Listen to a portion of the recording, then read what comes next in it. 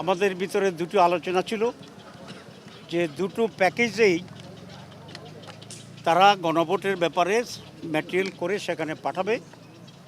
আমরা বলেছি না, এটা ঠিক হবে না। আমরা যে সমস্ত বিষয়ে আমরা এক জায়গায় আসছি এবং এনসিসি সিদ্ধান্ত দিয়েছে সেই সবগুলোকে একটা প্যাকেজ করে একটা প্যাকেজের উপরে গণভোট অনুষ্ঠিত হবে। আপনারা জানেন যে বিএনপি শুরু থেকেই গণভোটের ব্যাপারে দ্বিমত পোষণ করছিল,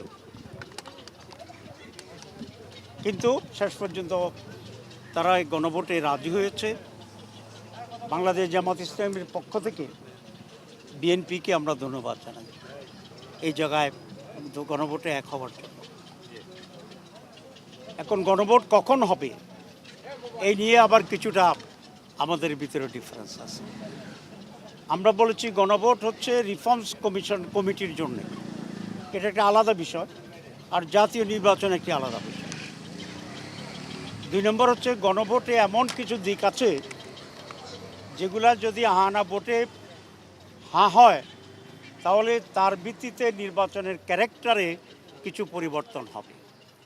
যেমন upper house PR system by voters, not by the MPs, এই ব্যাপারেই কমিশনের আমরা সকলেই সিদ্ধান্ত গ্রহণ করেছি, আমরা একমত হয়েছি।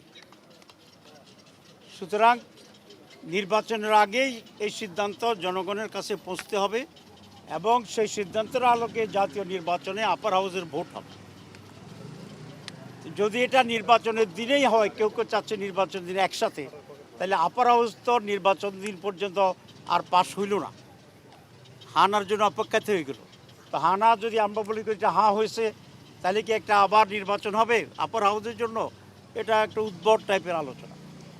কেউ কেউ বলছেন যে লোয়ার হাউসে যে ভোট পাবো আমরা, যদি হানাতে জয় হয়, সেই প্রপোর্শনে আমরা আপার হাউসকে অ্যাকসেপ্ট করে নেব এবং সেভাবে ডিস্ট্রিবিউশন হবে।